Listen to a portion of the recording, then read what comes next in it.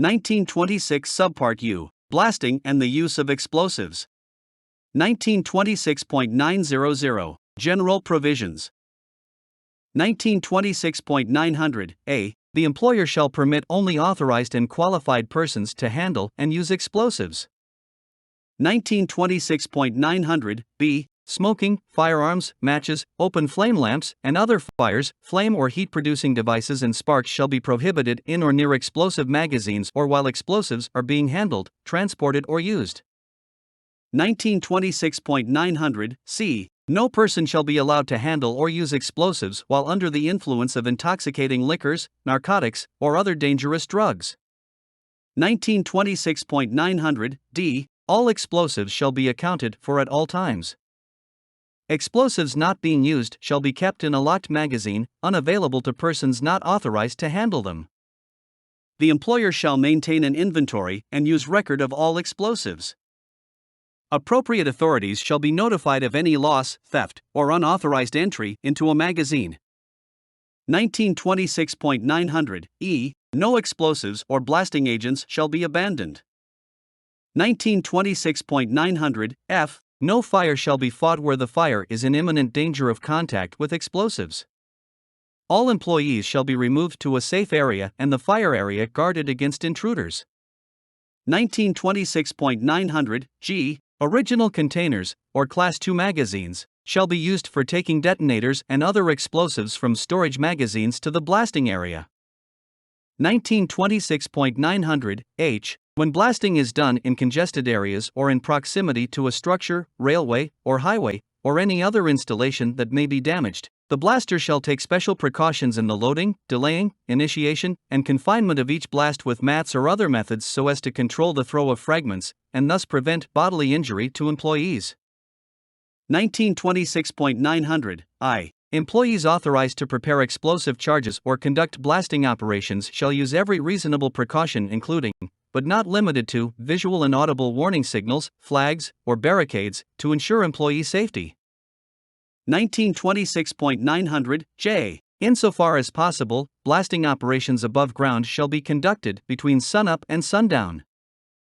1926.900, K. Due precautions shall be taken to prevent accidental discharge of electric blasting caps from current induced by radar, radio transmitters, lightning, adjacent power lines, dust storms, or other sources of extraneous electricity.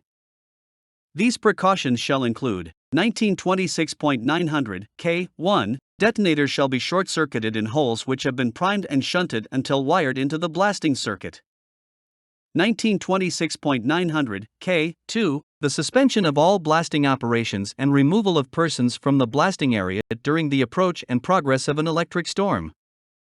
1926.900, K. 3. 1926.900, K. 3, I, through 1926.900, K. 3, 2, the prominent display of adequate signs, warning against the use of mobile radio transmitters, on all roads within 1,000 feet of blasting operations. Whenever adherence to the 1,000-foot distance would create an operational handicap, a competent person shall be consulted to evaluate the particular situation, and alternative provisions may be made which are adequately designed to prevent any premature firing of electric blasting caps. A description of any such alternatives shall be reduced to writing and shall be certified as meeting the purposes of this subdivision by the competent person consulted. The description shall be maintained at the construction site during the duration of the work, and shall be available for inspection by representatives of the Secretary of Labor. Specimens of signs which would meet the requirements of paragraph K. 3 of this section are the following. Blasting zone 1,000 feet about 48 inches by 48 inches. Turn off two-way radio about 42 inches by 36 inches. 1926.900, K. 4. Ensuring that mobile radio transmitters which are less than 100 feet away from electric blasting caps, in other than original containers, shall be de-energized and effectively locked. 1926.900, K. 5. Compliance with the recommendations of the Institute of the Makers of Explosives with regard to blasting in the vicinity of radio transmitters as stipulated in Radio Frequency Energy a potential hazard in the use of electric blasting caps, IME Publication No. 20, March 1971.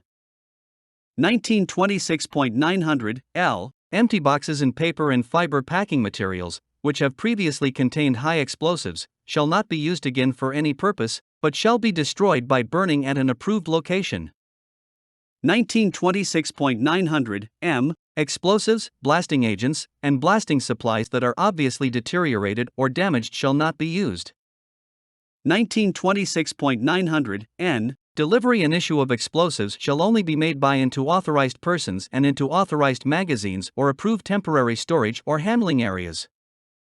1926.900 O. Blasting operations in the proximity of overhead power lines, communication lines, utility services, or other services and structures shall not be carried on until the operators and/or owners have been notified and measures for safe control have been taken.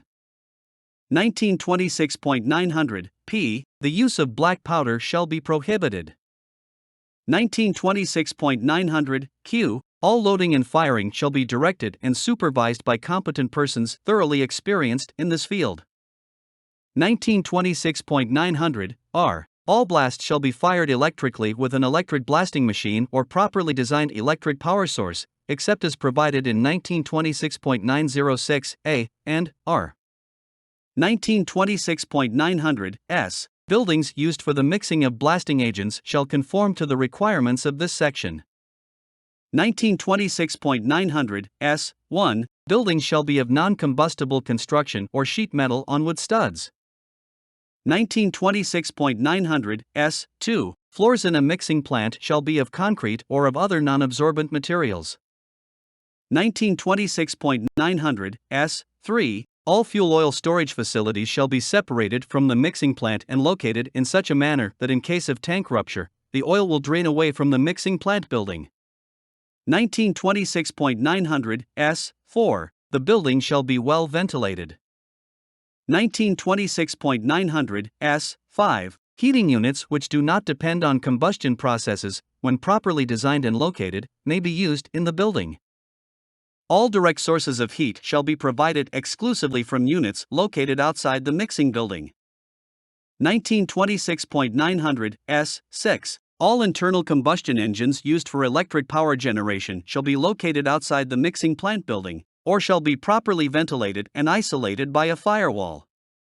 The exhaust systems on all such engines shall be located so any spark emission cannot be a hazard to any materials in or adjacent to the plant. 1926.900 T. Buildings used for the mixing of water gels shall conform to the requirements of this subdivision. 1926.900 T. 1. Buildings shall be of non-combustible construction or sheet metal on wood studs. 1926.900 T. 2. Floors in a mixing plant shall be of concrete or of other non-absorbent materials. 1926.900 T. 3. Where fuel oil is used, all fuel oil storage facilities shall be separated from the mixing plant and located in such a manner that in case of tank rupture, the oil will drain away from the mixing plant building. 1926.900 T. 4. The building shall be well ventilated. 1926.900 T. 5. Heating units that do not depend on combustion processes, when properly designed and located, may be used in the building. All direct sources of heat shall be provided exclusively from units located outside of the mixing building. 1926.900 T. 6. All internal combustion engines used for electric power generation shall be located outside the mixing plant building, or shall be properly ventilated and isolated by a firewall. The exhaust systems on all such engines shall be located so any spark emission cannot be a hazard to any materials in or adjacent to the plant. 1926.901 Blaster Qualifications. 1926.901 A. A blaster shall be able to understand and give written and oral orders. 1926.901 B. A blaster shall be in good physical condition and not be addicted to narcotics, intoxicants, or similar types of drugs. 1926.901 C. A blaster shall be qualified by reason of training, knowledge, or experience in the field of transporting, storing, handling, and use of explosives, and have a working knowledge of state and local laws and regulations which pertain to explosives. 1926.901 D. blasters shall be required to furnish satisfactory evidence of competency in handling explosives and performing in a safe manner the type of blasting that will be required. 1926.901(e) The blaster shall be knowledgeable and competent in the use of each type of blasting method used. 1926.902 Surface transportation of explosives. 1926.902(a) Transportation of explosives shall meet the provisions of Department of Transportation regulations contained in 46 CFR Parts 146 to 149, water carriers, 49 CFR Parts 171 to 179, highways and railways, 49 CFR Part 195, pipelines, and 49 CFR Parts 390 to 397, motor carriers. 1926.902(b) Motor vehicles or conveyances transporting explosives shall only be driven by, and be in the charge of, a licensed driver who is physically fit. He shall be familiar with the local, state, and federal regulation governing the transportation of explosives. 1926.902(c) No person shall smoke, or carry matches or any other flame-producing device, nor shall firearms or loaded cartridges be carried while in or near a motor vehicle or conveyance transporting explosives. 1926.902(d) Explosives, blasting agents, and blasting supply shall not be transported with other materials or cargoes. Blasting caps, including electric, shall not be transported in the same vehicle with other explosives. 1926.902(e) Vehicles used for transporting explosives shall be strong enough to carry the load without difficulty, and shall be in good mechanical condition. 1926.902(f) When explosives are transported by a vehicle with an open body, a Class II magazine or original manufacturer's container shall be securely mounted on the bed to contain the cargo. 1926.902(g) All vehicles used for the transportation of explosives shall have tight floors, and any exposed spark-producing metal on the inside of the body shall be covered with wood or other non-sparking material to prevent contact with containers of explosives. 1926.902(h) Every motor vehicle or conveyance used for transporting explosives shall be marked or placarded on both sides, the front, and the rear with the word explosives in red letters, not less than 4 inches in height, on white background.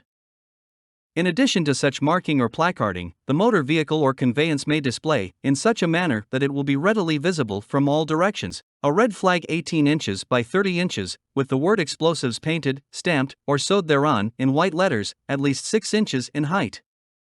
1926.902(i) Each vehicle used for transportation of explosives shall be equipped with a fully charged fire extinguisher, in good condition. An underwriter's laboratory-approved extinguisher of not less than 10 ABC rating will meet the minimum requirement. The driver shall be trained in the use of the extinguisher on his vehicle. 1926.902(j) Motor vehicles or conveyances carrying explosives, blasting agents, or blasting supplies shall not be taken inside a garage or shop for repairs or servicing. 1926.902(k) No motor vehicle transporting explosives shall be left unattended.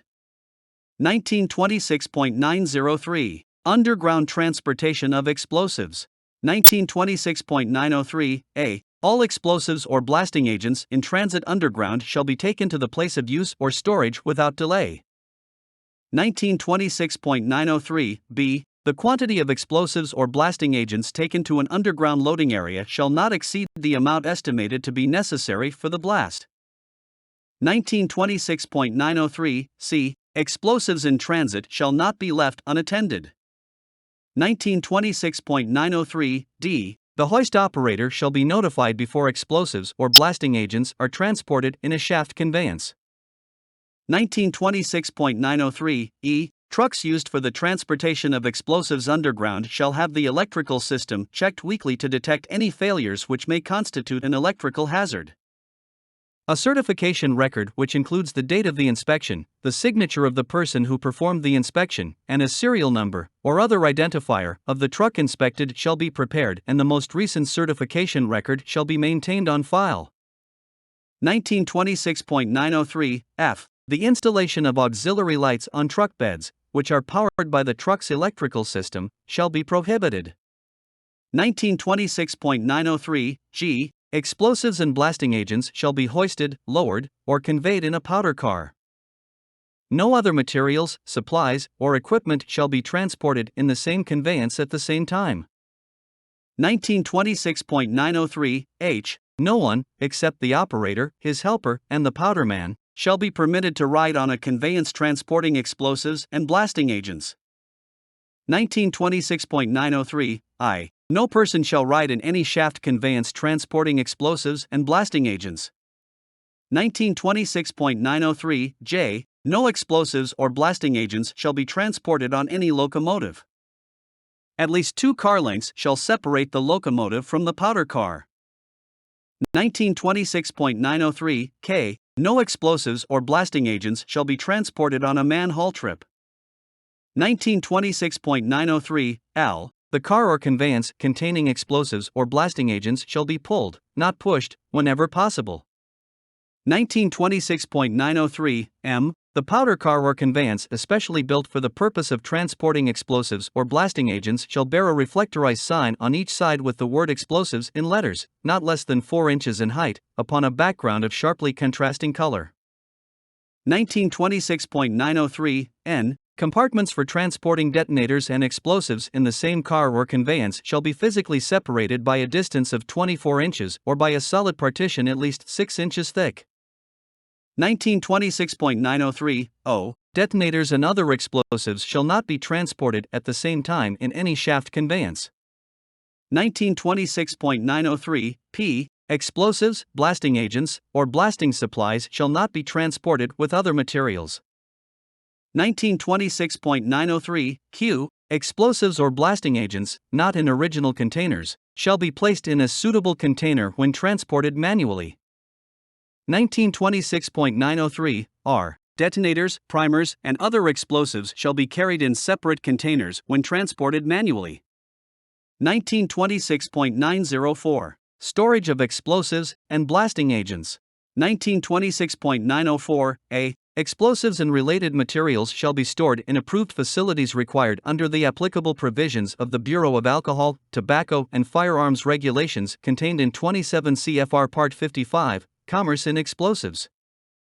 1926.904 B. Blasting caps, electric blasting caps, detonating primers, and primed cartridges shall not be stored in the same magazine with other explosives or blasting agents.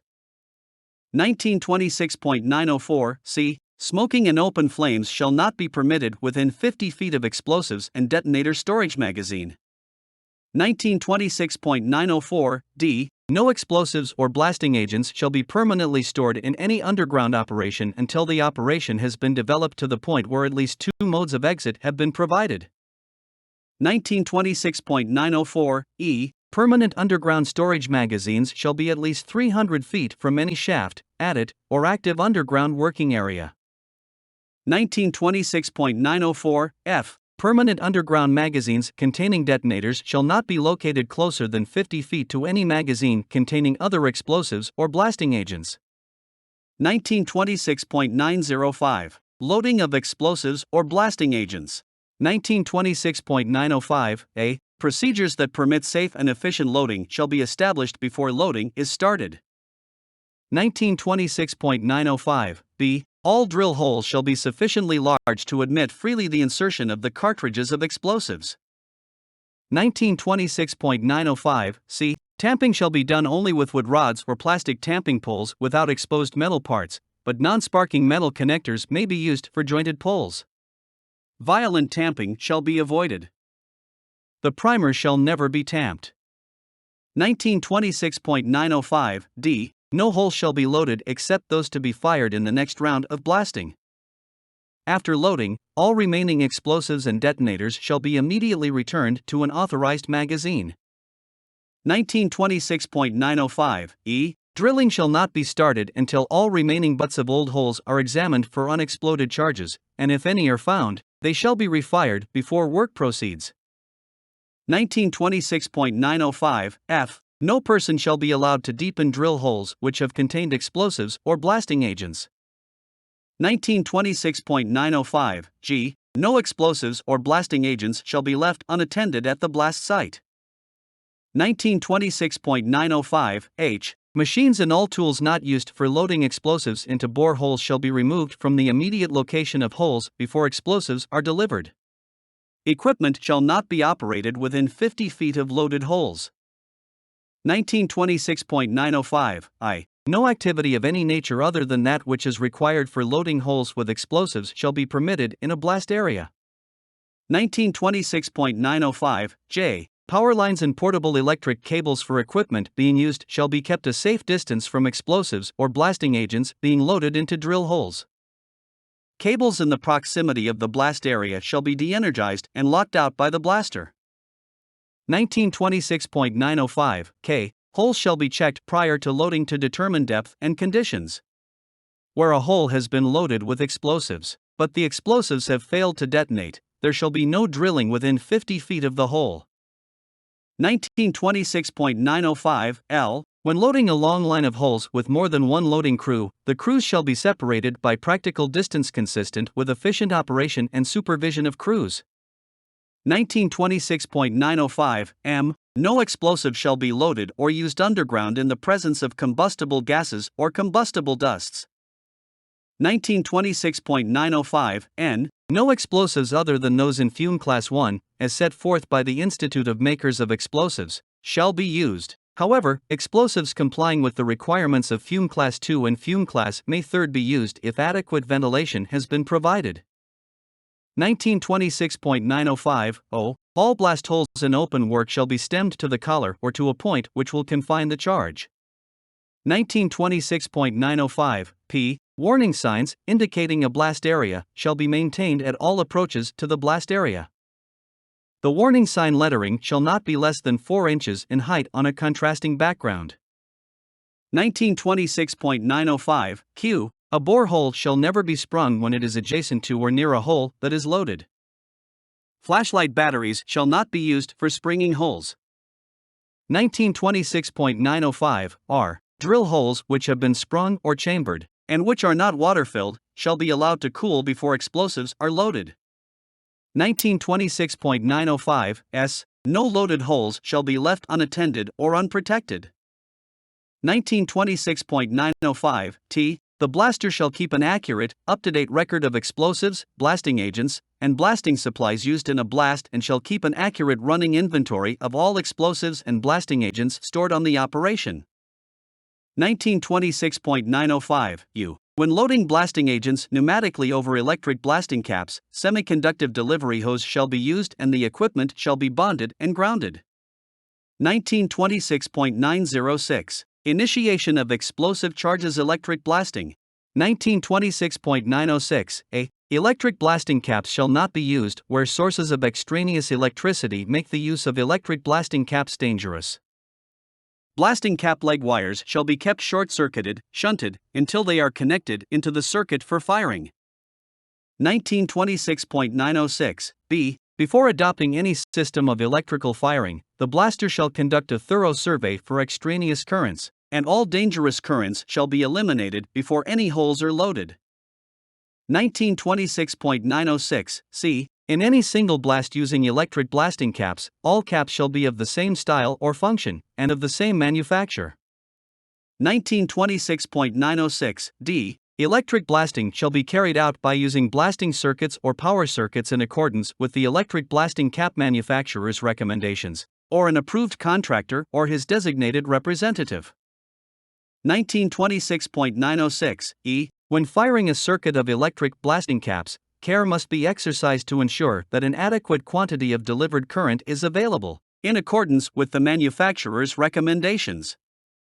1926.906 F. Connecting wires and lead wires shall be insulated single solid wires of sufficient current carrying capacity. 1926.906 G. Bus wires shall be solid single wires of sufficient current carrying capacity. 1926.906 H. When firing electrically, the insulation on all firing lines shall be adequate and in good condition. 1926.906 I. A power circuit used for firing electric blasting caps shall not be grounded.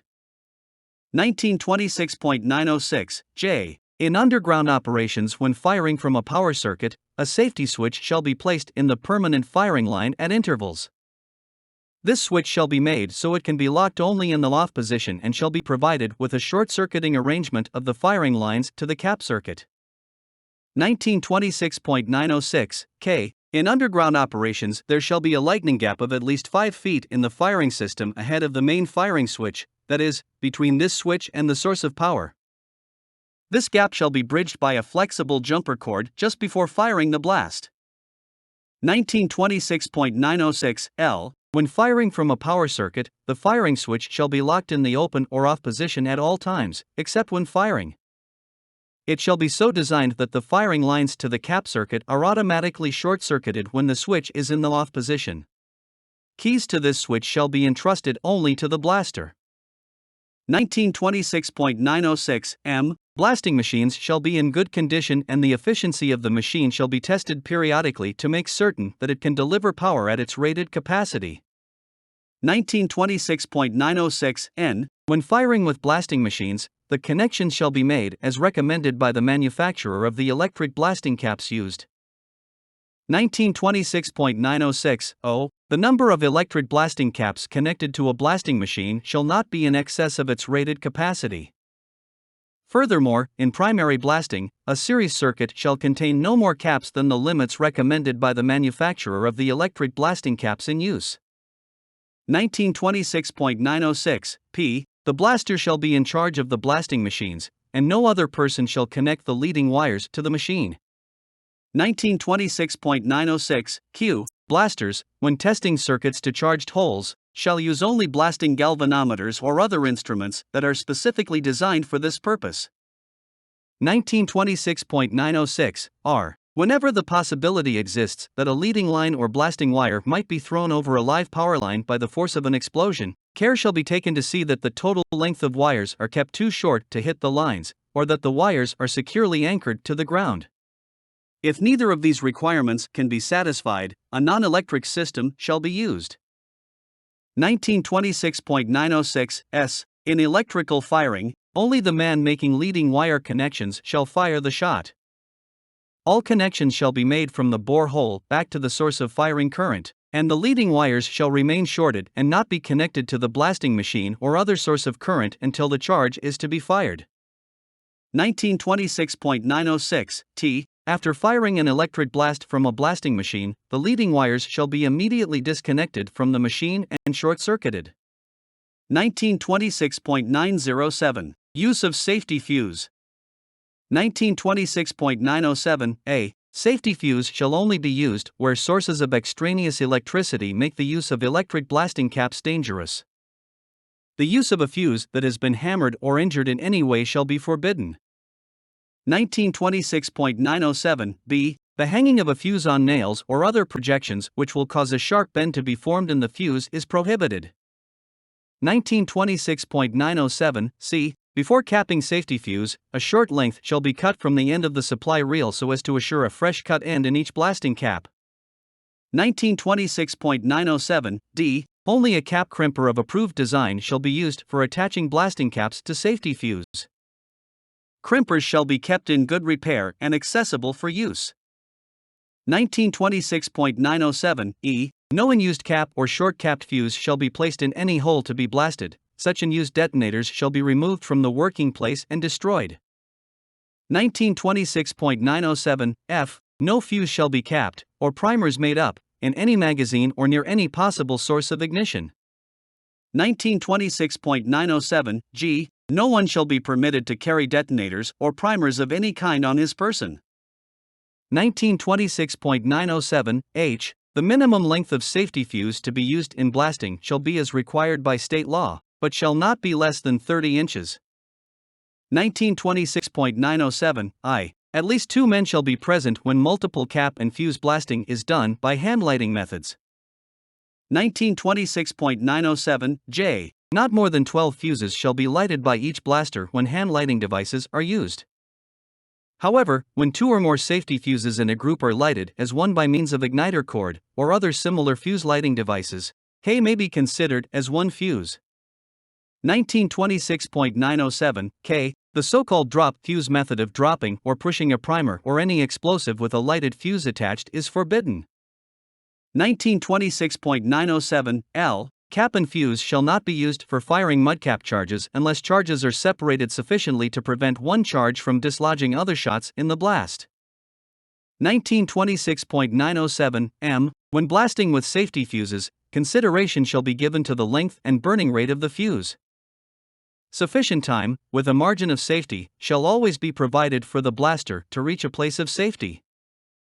1926.908 Use of detonating cord.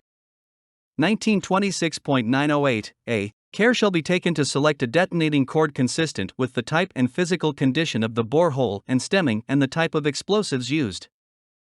1926.908 B. Detonating cord shall be handled and used with the same respect and care given other explosives. 1926.908 C. The line of detonating cord extending out of a borehole or from a charge shall be cut from the supply spool before loading the remainder of the borehole or placing additional charges. 1926.908 D. Detonating cord shall be handled and used with care to avoid damaging or severing the cord during and after loading and hooking up. 1926.908 E. Detonating cord connections shall be competent and positive in accordance with approved and recommended methods. Knot type or other cord-to-cord connections shall be made only with detonating cord in which the explosive core is dry. 1926.908 F. All detonating cord trunk lines and branch lines shall be free of loops, sharp kinks, or angles that direct the cord back toward the oncoming line of detonation. 1926.908 G. All detonating cord connections shall be inspected before firing the blast. 1926.908 H. When detonating cord millisecond delay connectors or short interval delay electric blasting caps are used with detonating cord, the practice shall conform strictly to the manufacturer's recommendations. 1926.908 I. When connecting a blasting cap or an electric blasting cap to detonating cord, the cap shall be taped or otherwise attached securely along the side or the end of the detonating cord, with the end of the cap containing the explosive charge pointed in the direction in which the detonation is to proceed. 1926.908 J. Detonators for firing the trunk line shall not be brought to the loading area nor attached to the detonating cord until everything else is in readiness for the blast. 1926.909 Firing the blast.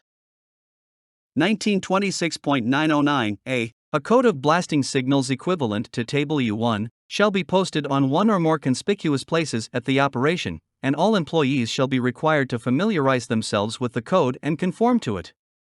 Danger signs shall be placed at suitable locations.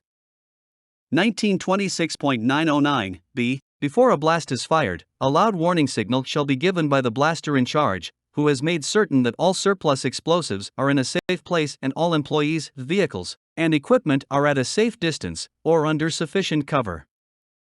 1926.909 C. Flagmen shall be safely stationed on highways which pass through the danger zone so as to stop traffic during blasting operations. 1926.909 D. It shall be the duty of the blaster to fix the time of blasting. 1926.909 E. Before firing an underground blast, warning shall be given, and all possible entries into the blasting area, and any entrances to any working place where a drift, raise, or other opening is about to hole through, shall be carefully guarded. The blaster shall make sure that all employees are out of the blast area before firing a blast. Table U1 Warning signal. A 1-minute series of long blasts 5 minutes prior to blast signal. Blast signal. A series of short blasts 1 minute prior to the shot. All clear signal. A prolonged blast following the inspection of blast area. 1926.910 Inspection after blasting. 1926.910 A. Immediately after the blast has been fired, the firing line shall be disconnected from the blasting machine, or where power switches are used, they shall be locked open or in the off position. 1926.910 B. Sufficient time shall be allowed, not less than 15 minutes in tunnel, for the smoke and fumes to leave the blasted area before returning to the shot. An inspection of the area and the surrounding rubble shall be made by the blaster to determine if all charges have been exploded before employees are allowed to return to the operation, and in tunnels, after the muck pile has been wetted down. 1926.911 Misfires. 1926.911 A. If a misfire is found, the blaster shall provide proper safeguards for excluding all employees from the danger zone. 1926.911(b). No other work shall be done except that necessary to remove the hazard of the misfire, and only those employees necessary to do the work shall remain in the danger zone. 1926.911(c). No attempt shall be made to extract explosives from any charged or misfired hole. A new primer shall be put in and the hole reblasted. If refiring of the misfired hole presents a hazard, the explosives may be removed by washing out with water or, where the misfire is under water, blown out with air. 1926.911(d). If there are any misfires while using cap and fuse, all employees shall remain away from the charge for at least 1 hour. Misfires shall be handled under the direction of the person in charge of the blasting. All wires shall be carefully traced and a search made for unexploded charges. 1926.911(e). No drilling, digging, or picking shall be permitted until all missed holes have been detonated or the authorized representative has approved that work can proceed. 1926.912. Underwater blasting. 1926.912(a). A blaster shall conduct all blasting operations, and no shot shall be fired without his approval. 1926.912(b). Loading tubes and casings of dissimilar metals shall not be used because of possible electric transient currents from galvanic action of the metals and water. 1926.912(c). Only water-resistant blasting caps and detonating cords shall be used for all marine blasting. Loading shall be done through a non-sparking metal loading tube when tube is necessary. 1926.912(d). No blast shall be fired while any vessel underway is closer than 1,500 feet to the blasting area. Those on board vessels or craft moored or anchored within 1,500 feet shall be notified before a blast is fired. 1926.912(e). No blast shall be fired while any swimming or diving operations are in progress in the vicinity of the blasting area. If such operations are in progress, signals and arrangements shall be agreed upon to assure that no blast shall be fired while any person is in the water.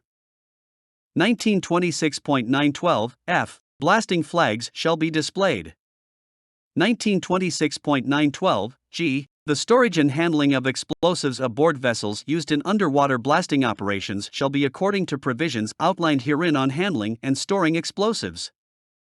1926.912(h). When more than one charge is placed underwater, a float device shall be attached to an element of each charge in such manner that it will be released by the firing. Misfires shall be handled in accordance with the requirements of Section 1926.911. 1926.913. Blasting and excavation work under compressed air. 1926.913(a). Detonators and explosives shall not be stored or kept in tunnels, shafts, or caissons. Detonators and explosives for each round shall be taken directly from the magazines to the blasting zone and immediately loaded. Detonators and explosives left over after loading a round shall be removed from the working chamber before the connecting wires are connected up. 1926.913(b). When detonators or explosives are brought into an airlock, no employee except the powderman, blaster, lock tender, and the employees necessary for carrying shall be permitted to enter the airlock. No other material, supplies, or equipment shall be locked through with the explosives. 1926.913(c). Detonators and explosives shall be taken separately into pressure working chambers. 1926.913(d). The blaster or powderman shall be responsible for the receipt, unloading, storage, and on-site transportation of explosives and detonators.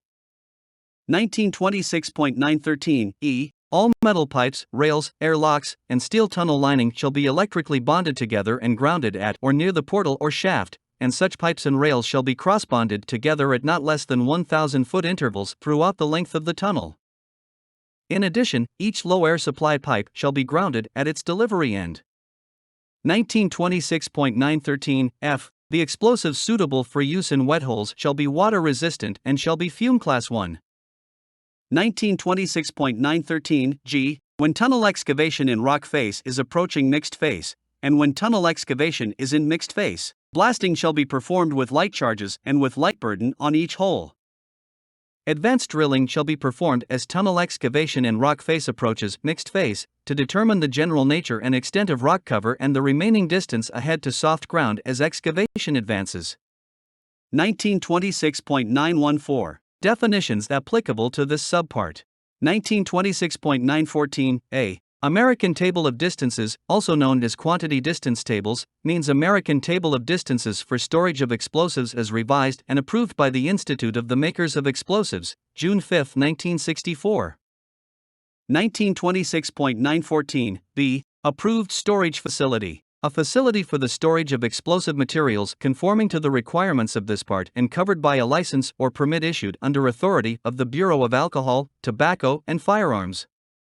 See 27 CFR Part 55. 1926.914 C. Blast Area. The area in which explosives loading and blasting operations are being conducted.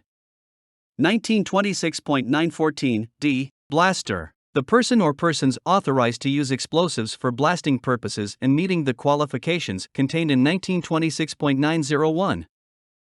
1926.914 E. Blasting Agent. Blasting agent is any material or mixture consisting of a fuel and oxidizer used for blasting, but not classified an explosive and in which none of the ingredients is classified as an explosive provided the furnished, mixed, product cannot be detonated with a number 8 test blasting cap when confined. A common blasting agent presently in use is a mixture of ammonium nitrate and carbonaceous combustibles, such as fuel oil or coal, and may either be procured, pre-mixed and packaged from explosives companies or mixed in the field.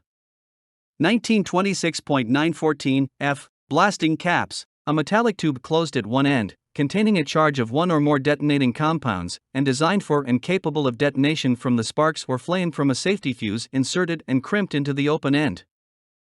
1926.914 G. Block holing. The breaking of boulders by firing a charge of explosives that has been loaded in a drill hole. 1926.914 H. Conveyance. Any unit for transporting explosives or blasting agents, including but not limited to trucks, trailers, railcars, barges, and vessels. 1926.914 I. Detonating cord. A flexible cord containing a center core of high explosives which when detonated, will have sufficient strength to detonate other cap-sensitive explosives with which it is in contact. 1926.914 J. Detonator. Blasting caps, electric blasting caps, delay electric blasting caps, and non-electric delayed blasting caps. 1926.914 K. Electric blasting cap. A blasting cap designed for and capable of detonation by means of an electric current.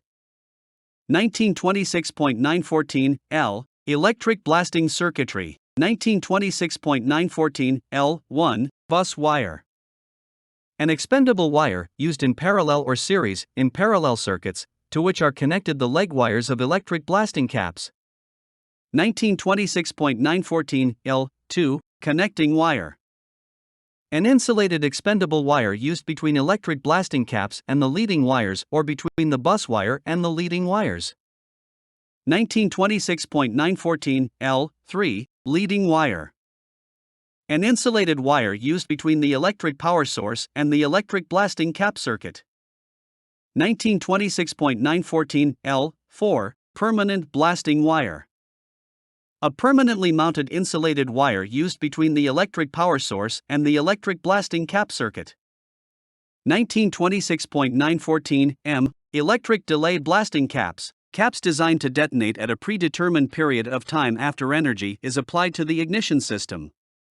1926.914 N. Explosives. 1926.914 N1. Any chemical compound, mixture, or device, the primary or common purpose of which is to function by explosion, that is, with substantially instantaneous release of gas and heat, unless such compound, mixture, or device is otherwise specifically classified by the U.S. Department of Transportation. 1926.914 N2. All material which is classified as Class A, Class B, and Class C explosives by the U.S. Department of Transportation.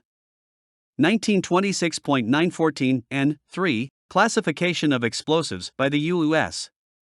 Department of Transportation is as follows. Class A explosives. possessing detonating hazard such as dynamite, nitroglycerin, picric acid, lead azide, fulminate of mercury, black powder, blasting caps, and detonating primers. Class B explosives. Possessing flammable hazard such as propellant explosives, including some smokeless propellants. Class C explosives include certain types of manufactured articles which contain Class A or Class B explosives, or both, as components, but in restricted quantities. 1926.914 Fuse lighters, special devices for the purpose of igniting safety fuse. 1926.914 P. Magazine, any building or structure, other than an explosives manufacturing building, used for the storage of explosives. 1926.914 Q. Misfire, an explosive charge which failed to detonate. 1926.914 R. Mud capping, sometimes known as bulldozing, adobe blasting, or dobying. The blasting of boulders by placing a quantity of explosives against a rock, boulder, or other object without confining the explosives in a drill hole. 1926.914 S. Non-electric delayed blasting cap, a blasting cap with an integral delay element in conjunction with and capable of being detonated by a detonation impulse or signal from miniaturized detonating cord. 1926.914 T. Primary blasting, the blasting operation by which the original rock formation is dislodged from its natural location. 1926.914 U. Primer, a cartridge or container of explosives into which a detonator or detonating cord is inserted or attached. 1926.914 V. Safety fuse, a flexible cord containing an internal burning medium by which fire is conveyed at a continuous and uniform rate for the purpose of firing blasting caps. 1926.914 W. Secondary blasting, the reduction of oversized material by the use of explosives to the dimension required for handling, including mud capping and blockholing. 1926.914 X. Stemming, a suitable inert incombustible material or device used to confine or separate explosives in a drill hole, or to cover explosives in mud capping. 1926.914 Y. Springing, the creation of a pocket in the bottom of a drill hole by the use of a moderate quantity of explosives in order that larger quantities or explosives may be inserted therein. 1926.914 Z. Water gels, or slurry explosives, a wide variety of materials used for blasting. They all contain substantial proportions of water and high proportions of ammonium nitrate, some of which is in solution in the water.